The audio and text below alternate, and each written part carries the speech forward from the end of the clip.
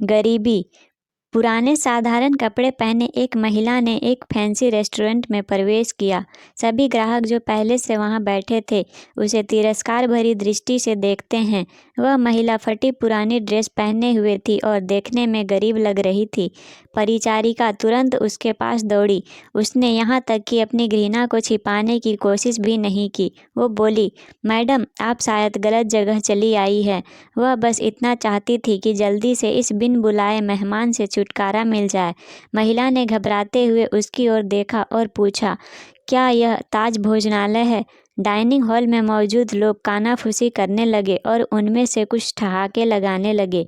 परिचारिका ने दयनीय दृष्टि से महिला की ओर देखा और बोली, आप सही कह रही हो, यह है तो, पर आप क्या चाहती हो मैडम? तुरंत व्यवस्थापक को बुलाओ। असंतुष्ट ग्राहकों में से एक चिल्लाया। मैंने यहाँ पहले से एक टेबल इसलिए नहीं बुक करवाई है कि कोई भिखारी मुझे खाते हुए देखे। महिला ने अपना सिर नीचे कर लिया और धीरे से बोली, मैं तुम्हारा ज़्यादा समय नहीं लूँगी बेटा। मेरा केवल एक अनुरोध है कि आप इस तरफ आइए। परिचारिका ने अनिच्छा से बुजुर्ग महिला को अंदर आमंत्रित किया। वो बस किसी तरह उसे बाकी ग्राहकों की नज़रों से दूर ले जाना चाहती थी। अगर मैं तुम्हारी जगह होती तो मैं सिक्योरिटी को बुलाकर उसे बाहर का रास्ता दिखाती। आपने देखा कि कैसे उससे बदबू आ रही है। वह एक बुरा सपना है। ये सब बोलकर वहाँ बैठे लोगों ने अपनी भावनाओं को बिल्कुल छुपाया नहीं। महिला मिठाइयों के शोकेस में गई और काफ़ी देर तक उसे देखती रही। वेटर उसे देखकर हंस रहे हैं। वे कह रहे थे, अगर वह यहाँ मुफ्त में खाने की उम्मीद करती है तो उसे कुछ नहीं मिलने वाला है। ऐसा लगता था कि महिला ने उनकी बातों पर ध्यान नहीं दिया। महिला बोली, मुझे बताओ बेटा, क्या लेमन केक को केवल आधा खरीदना संभव है? इसकी लागत क्या है? मेरे पास 10-10 की 17 नोट हैं। उसने हाथ में कुछ मुड़े तुड़े पुराने नोट दिखाते हुए पूछा। वेटर्स ने बमुश्किल हंसी रोकी।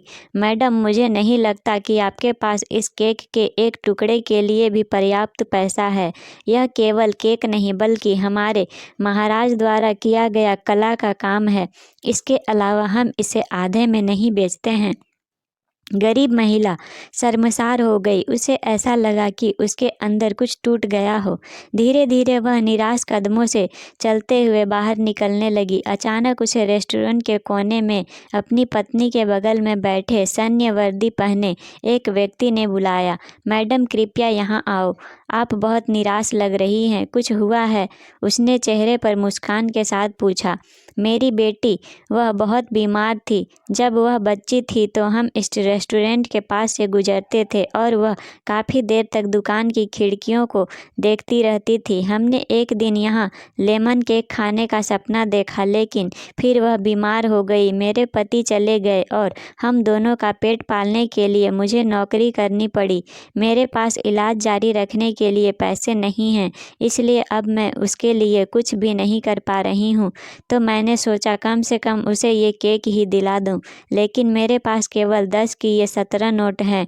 इतना कहते हुए उसकी आंखों में आंसू बह निकले। बिना किसी हिचकिचाहट के उस फौजी ने वेटर को बुलाया और उसे अपने खर्च पर महिला के लिए एक पूरा लेमन केक पैक करने को कहा। उन्होंने महिला से कहा, आज 17 साल हो गए हैं जब हमने अपने बेटे लक्ष्य को खोया था।